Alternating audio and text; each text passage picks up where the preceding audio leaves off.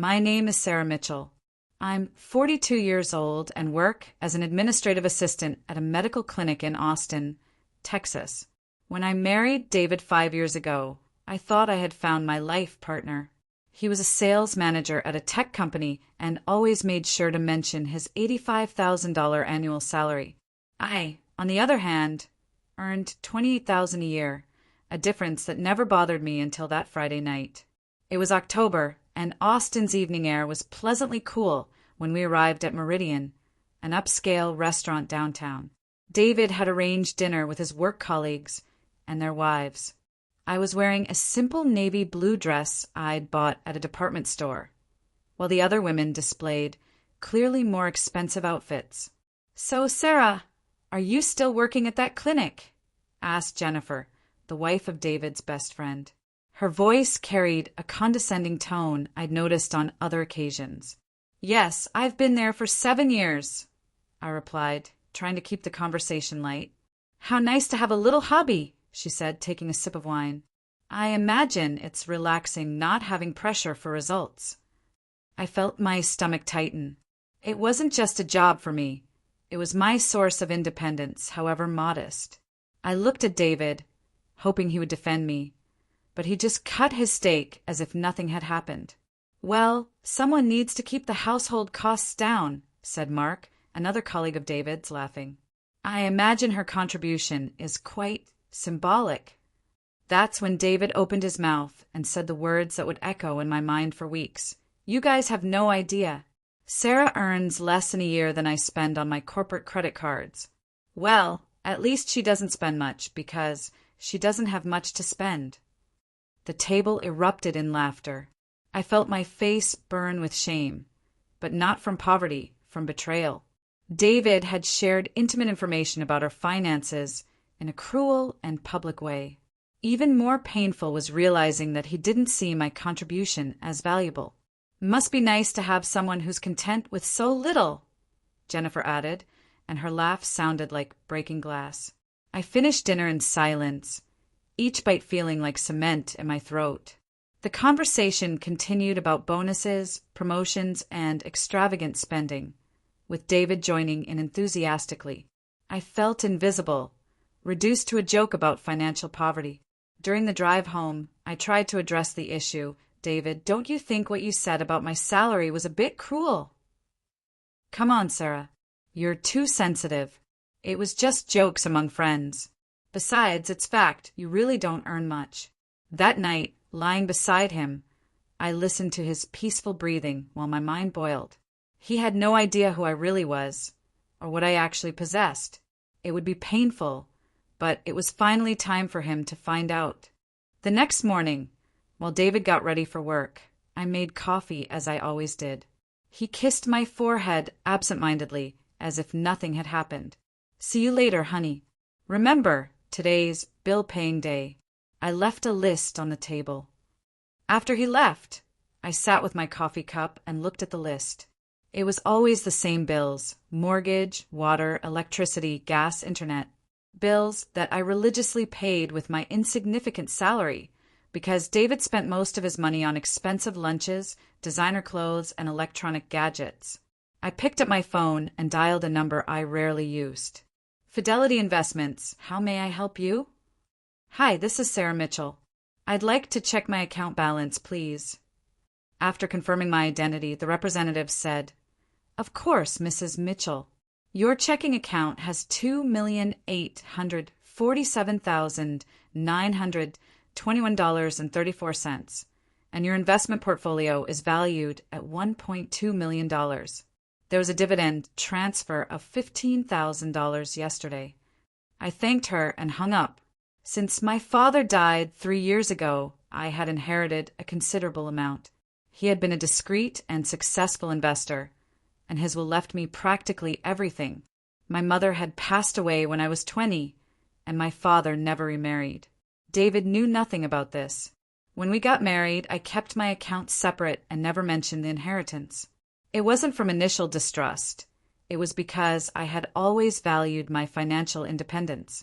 Later, as time passed, I realized that David had married me thinking I would depend on him financially. I called my office and said I'd be a little late. I had some things to take care of. My first stop was First National Bank of Austin. I walked to the private account section where I was greeted by Kenneth, my account manager for 3 years. Mrs. Mitchell, good to see you. How can I help you today? Kenneth, I need to review some things about transfers and about adding or removing names from the account. Of course. Your account is only in your name, correct? There have never been any changes since you opened it. Exactly, and I want it to stay that way. But I need to better understand transfer limits and how to make a large movement if necessary. Kenneth explained all the procedures to me.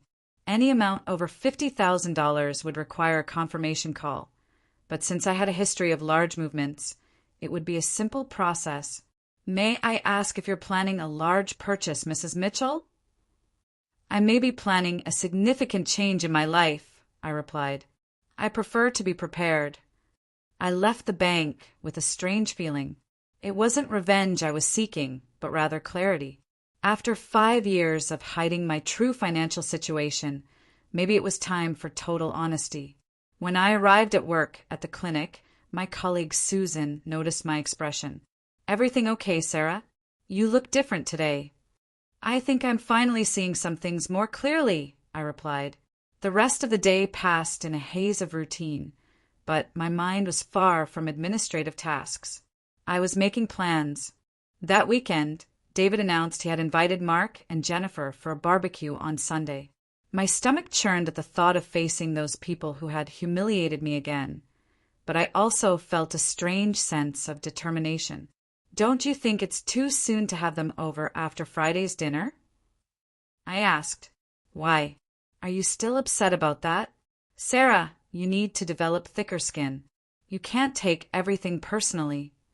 His response showed me that he really didn't understand what he had done. It wasn't just about being sensitive. It was about respect and loyalty in a marriage. Sunday arrived with clear skies and pleasant weather. I spent the morning preparing salads and desserts while David handled the meat. When our guests arrived, I greeted them politely but kept my distance. Sarah, you look radiant today, said Jennifer, but her tone suggested she was being sarcastic. Thank you. I've been feeling very good lately. The conversation during lunch followed the usual pattern. Work, bonuses, promotions. David bragged about a commission he had received, and Mark mentioned a new car purchase. And you, Sarah? Any news from the world of medical assistants? Asked Jennifer, emphasizing the words as if they were a joke. That's when I decided to act. I picked up my phone and said, Actually, yes. Do you mind if I make a quick call? It's about a bank transfer. David frowned. What transfer? I dialed Fidelity's number on speaker. Fidelity Investments. How may I help you? Hi, this is Sarah Mitchell. I'd like to make a transfer of $800,000 from my investment account to my checking account, please. The silence at the table was deafening. David dropped his fork. Excuse me, Mrs. Mitchell, can you confirm the amount? $800,000. Perfect. Transferring now from your main account, which will have a remaining balance of $1,047,921.34 after this operation. The transfer will be completed within 24 hours. I hung up and placed the phone on the table. Sorry for the interruption. Where were we? Jennifer was pale. Mark was chewing in slow motion. David stared at me as if he had seen a ghost. Sarah, David said slowly, what the hell are you talking about? About my bank account, David. The one you all thought didn't exist because of my insignificant salary. This is a lie. You're bluffing. I picked up my phone again and showed the screen with the banking app. There it was, the balance, the transfers, the investment history. More than $3 million. My father left me an inheritance when he died, David. I never hid this as a malicious secret. I simply never mentioned it because you never asked about my family or my life before we got married. You assumed I was poor and were content with that version. The barbecue ended in embarrassing silence. Mark and Jennifer said goodbye quickly, leaving us alone. Why didn't you ever tell me? David asked, his voice mixing anger and disbelief.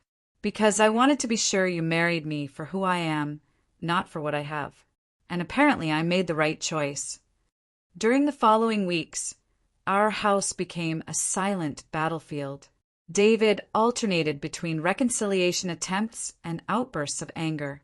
He couldn't understand why I had hidden my financial situation, and I couldn't forgive his lack of respect. "Sarah, we need to talk," he said on a Thursday night, sitting next to me on the couch. "About what?" "About us. About the money. About our situation." I could tell from his expression that the conversation wouldn't be about apologizing, but about how he could benefit from my wealth. "Look, I know I made a mistake at that dinner, but we've been married for 5 years. That money should be ours, not just yours." "Should be? Why?" "Because we're married. Couples share everything." "Interesting. When you shared everything, did that include consulting me about your expensive purchases or humiliating me in public?" "That was different." "No, David. That was you being exactly who you've always been. You married me thinking I would be financially dependent, and when you discovered I'm not, you immediately want to claim my money as yours." The conversation deteriorated from there. David began mentioning marital rights and property division, and I knew my decision was made. The next morning, while David went to work, I made some calls. First to my lawyer, then to a moving company, and finally to a real estate agent. When David came home that night, he found divorce papers on the kitchen table and half the house packed. "What is this?" he asked, picking up the documents. "My answer to your question about what's ours and what's mine." "You can't do this. We're married." "We are, but not for much longer. You found out I have money and immediately tried to claim rights to it. That showed me you never loved me. You loved the idea of having a wife who depended on you." "This is ridiculous. I love you." "You love the idea of having $3 million, David. There's a difference." Morally, I was feeling strangely liberated. 5 years of marriage based on a lie, him thinking I depended on him, and me letting him believe it. "Where are you going to live?" he asked, finally grasping the reality. "I bought a house yesterday. Cash. In Westlake Hills." Westlake Hills was Austin's most expensive neighborhood. David had always dreamed of living there, but could never afford it. "You're doing this just to hurt me." "No, David. I'm doing this because I finally understood that I deserve a partner who respects me for who I am, not one who tolerates me for what he thinks I am." I finished packing while he processed the situation. Before leaving, I left a check on the table. "This covers all the house bills for the next 3 months. After that, the house is your responsibility. You can't just leave me like this." "I can and I am. You showed me exactly who you are at that dinner, David. When someone shows us who they really are, we should believe them." I left the house for the last time that night. My new house in Westlake Hills was quiet and empty, but for the first time in years, I felt truly at home. 6 months later, our divorce was finalized. David tried to claim part of the inheritance, but since the money was mine before marriage and kept in a separate account, he was unsuccessful. Today, 2 years later, I work part-time at the clinic because I like what I do, not because I need to. I use my financial stability to contribute to charities and help other women who need support to leave toxic relationships. Sometimes I run into David around town. He waved once, but I didn't wave back. Some bridges are burned for a reason. My bank account may have been my secret, but the real revelation was discovering that my self-worth was priceless. And that, yes, was an account he could never touch. 3 years later, I received a birthday card from a woman named Maria. She wrote, "Thank you for financing my nursing technician training. Today I graduated and have a job that allows me to support my children with dignity. You showed me that financial independence isn't just having money, but having the courage to live according to your values." I kept the card in the drawer, next to the other 50 similar ones I've received. Maybe this was the best revenge of all, using my freedom to free others.